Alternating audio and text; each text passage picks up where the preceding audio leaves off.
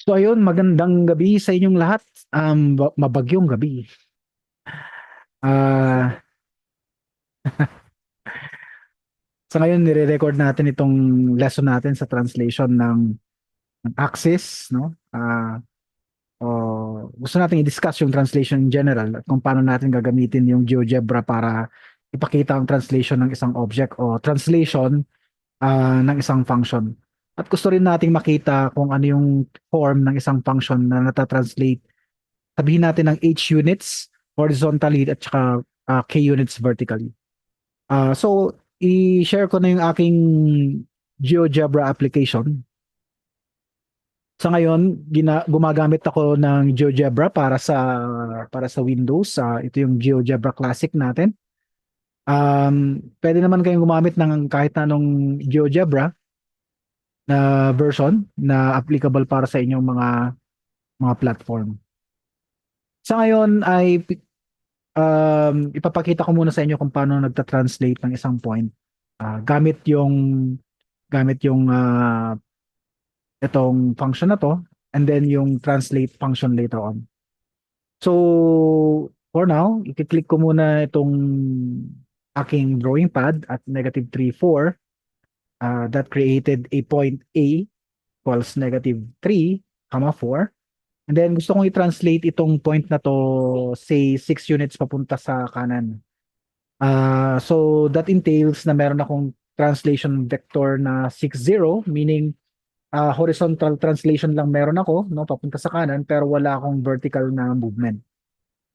Okay, so ita-type ko yung command dito sa ating input bar na translate, and then meron tong dalawang requirements, ano, kung titingnan natin dito.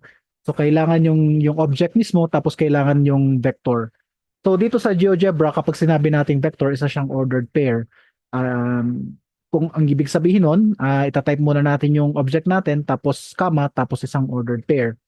Okay, so sa klase, pinakita na natin kung ano yung relationship ng ordered pair na yan, at saka yung vector na napag-aralan natin, especially yung displacement na napag-aralan natin sa physics. Pero hindi na natin i-discuss dito yon. Sabihin lang natin na sa ngayon, yung paggamit natin ng vector ay isang ordered pair. No? Pero kung gusto nyo i-discuss yung mathematics niyan in the future, then pwede naman natin gawan ng video yan. So, I will click an open parenthesis para ma-create yung open at saka close parenthesis natin. Tapos ita-type ko yung A, and then yung vector na gagamitin ko, which is 6, 0. At makikita natin instantly na lalabas doon sa ating drawing pad yung A prime, which is located currently at 3, 4. So kung i-check natin mabuti, yung point natin ay nag-move ng 6 units papunta doon sa kanan, no? Dahil doon sa ating translation vector na 60. Okay, kaya lang gusto kong gawing dynamic itong graphing ano natin, itong GeoGebra graphing pad natin. Ibig sabihin kapag nag-move ako ng slider, dapat mag-move din yung A depende doon sa vector na makikreate ng slider na yon. So, to do that, ang gagawin ko lang muna is um, i-delete ko muna itong A prime natin. Tapos, magta-type ako ng translate, tapos A, comma, and then open parenthesis para ma-create yung open and close parenthesis natin. And then, I will press H, tapos comma K. Now, right now, hindi pa natin na-define yung H at saka yung K, but GeoGebra will understand this and create yung mga sliders natin for H and K. So, that way, kapag minumove natin yung sliders natin for H and K, then magbabago-bago yung value ng ating translation vector, and the image, that is the translated point, no, uh, will move also, no. So kung i-enter natin to, makikita sliders dito. So pwede kong i-click to mga to para lumabas sila. And makikita natin na by default ang nakalagay na value ng H ay 1 at ang nakalagay na value ng K ay 1. And if you are now going to compare yung ating original image na A located -3, 4 at saka yung ating translated na image na naka-located sa -2, 5, you will see na for the x coordinate, we have -3 plus 1 is equal to -2, tapos 4 plus 1 is equal to 5. So kapag binove ko, for example, yung h natin sa 5, makikita natin na -3 plus 5 is equal to 2. Tapos meron tayong 4 plus 1 equal to 5. So yung translation natin, yung translated image natin ay napunta na ngayon sa 2, 5. Okay. So, also, kung i-move natin yung h natin papunta sa left, then makikita natin na nata-translate na yung image natin papunta dun sa left. At kung i-move natin yung k natin uh, so that it will become a higher value, makikita natin na nagmo-move siya pataas. At kung yung a prime natin naman ay napupunta sa baba. Right. So, ganun nag-work yung translation using yung translate command ng GeoGebra, no? Doon sa kanyang image. So ang tanong is, paano naman natin ita-translate ang isang function? So maraming maraming paraan. One way to do it is of course to translate the function itself by HK, ano?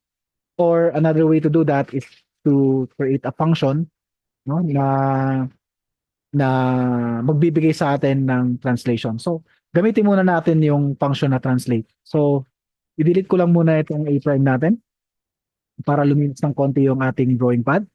At i-delete ko rin yung ating A para luminis nga yung ating drawing pad. But this time, magta-type ako ng isang function na f of x equal to x squared. Okay, so ito lang muna yung gagamitin nating function, but later on, pwede man natin itong bago-baguhin. In fact, sa susunod na video, siguro ipapakita natin kung paano gumamit nung command na input box para mabago natin yung function na ginagamit natin, no? Para dito sa ating demonstration. So, pwede natin pa rin gamitin yung command na translate, ano? Translate, tapos translate natin yung function na f, then comma, and then h, comma, k, no? At makikita natin na lumalabas dyan yung translation function natin. And at the moment, it's defined as the square of x plus 5 minus 5. And kung titignan natin, inassign niya yung function name na f sub 1 para dito sa function natin. So ano bang nangyayari dito sa f sub 1 natin, no? So once again, kapag yung h natin ay in-increase natin from negative to positive, makikita natin na namumove yung ating graph ng ating function papunta sa kanan. But if we now move it papunta dun sa left, meaning yung value ng h natin ay nagiging negative, then nagmo-move din yung translated image natin papunta sa kaliwa. Furthermore, yung k natin, no, kapag i-move natin papuntang kanan, lumalaki yung value ng k, so umaakyat naman yung graph natin. At kapag pinapalit naman natin yung value ng k natin, bumababa naman yung ating graph. Okay. So for example, in this case, ang translation vector natin ay negative. So kung titignan natin yung vertex ng ating parabola ay matatagpuan sa -2.7 at -3.3. Okay, and then kung titingnan natin yung formula ng ating translated na function, makikita natin dito sa algebra window that it is currently the square of x plus 2.7 minus 3.3. This function corresponds to the translation vector h equals -2.7 and k equals -3.3. Kung i-relate natin mismo yung value ng h doon sa nakalagay dito sa translated na function na to, makikita natin na kung -2.7 yung nanduroon sa ating slider, makikita natin na +2.7 naman yung nasa ilalim ng parenthesis natin. So apparently, kapag yung nanduroon sa loob ng parenthesis natin ay positive yung unit, yung h natin ay negative at yung graph natin ay nag-translate papunta sa left of the origin. Subukan naman natin gawing positive yung h natin. Alam naman na natin na mapupunta sa right yung ating translation pag gagawin natin positive yung h. Kaya lang kung titingnan natin yung f sub 1 of x dito, makikita natin na sa loob ng parenthesis, yung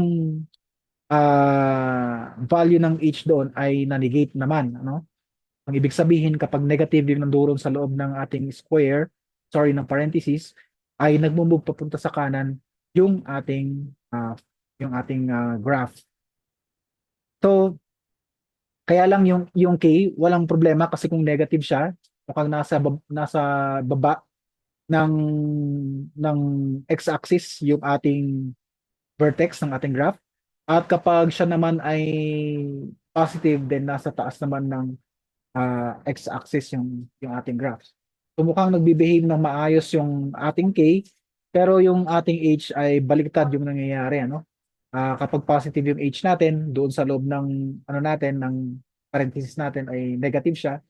Pag negative naman yung h natin, yung nandoon ay magiging positive. So, ayan. So apparently yung translation ng isang function is of the form squared plus k, ano? So i-try lang nating gawin, no? It seems like yung translation is f of x minus h plus k in general, ano?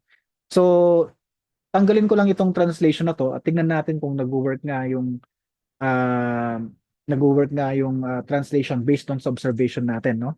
So I will type g of x equals f of x minus h, and then meron tayong plus k. Ayan. So kung titingnan nga natin, mukhang ito nga yung general form ng ating translation, no? That is, if we have a function f of x, then yung translated na function niya is of the form f of x minus h plus k. So, i-verify natin ito, no? Using other examples kasi baka sa x squared lang naman na nag-work ito. Or hindi natin alam, no? Kung baka sa f of x nga lang I'm sorry, baka sa f of x is equal to x squared nga lang nag-work ito. Before nating palitan yung function natin, pwede naman natin siyang palitan dito sa algebra window, pero mas preferred kong gumamit ng input box, no? Para palitan yung function na ginagamit natin. So dito sa ano natin, dito sa input bar natin, i-type lang natin yung input box. Yan. At makikita natin na meron siyang linked object na nire-require, no? So ang ilalagay natin dito is yung ating f mismo. So let's just type yung input box natin tapos ilagay natin yung f, no? Kung titingnan natin, parang wala siyang nakalagay na ano, no, na label. So baguhin natin 'yon. For now, i-enter muna natin siya, and dito lumalabas na yung label niya is input box, which is medyo confusing, no? Kung ano yung input box na 'yan. So i-right click ko lang 'yan, and then I will click on settings. Tapos doon sa caption natin, ilalagay ko diyan ay if f of x,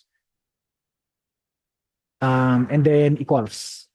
Okay, so merong konting trick, no, para medyo gumanda ng konti yung display, no. Lalagyan ko ng dollar symbols yung magkabilaang part ng f of x equals o yung caption natin para uh, magmukha siyang mas maganda, no. Kasi parang ina-apply natin yung syntax ng LaTeX, no. So sa mga susunod na video siguro ipapakita ko sa inyo kung paano gumamit ng LaTeX. But for now, just trust me na kung sasabihin ko na mas maganda yung display kapag lalagyan natin ng dollar symbols yung magkabilang panig ng f of x equals natin. Okay, so now na nagawa na natin yan, i-close lang natin yung ano natin, itong settings na to, at hindi siya nagbago pero pwede naman nating baguhin ulit. So settings lang, then punta tayo dun sa caption, dollar f of x equals. And since hindi nagbago, gamitin lang natin to as caption, no? So makikita natin doon na f of x is equal to x squared na yung nakalabas doon sa ating caption. Okay. So tingnan nga natin kung nag-work nga na yung g of x natin equal to f of x minus h plus k is yung general form ng isang translation ng isang function. Uh, let me just right click on the translation, yung translated na image natin. And then instead of show label na name, ilalagay ko dito is name and value para ipakita mismo yung pangalan ng function doon sa ating the square of x minus 2.3 minus 3.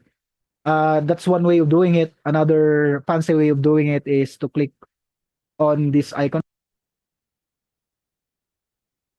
and then click anywhere on the drawing pad. So, and then click on LaTeX formula. Tapos ilagay lang natin dyan ay g of x is equal to, and then mag-browse tayo dito sa advanced, punta tayo dito, pin natin yung pangalan ng function natin na g of x. So, that is g, you know? And then i-click lang natin yung okay, and lalabas na yung minus 2.3 squared math. Ilagay yung text natin. Okay, so halimbawa papalitan natin yung function natin ng square root ng x. Okay. So makikita natin na yung function natin which is ito, yung square root of x, ito yung original na f of x natin.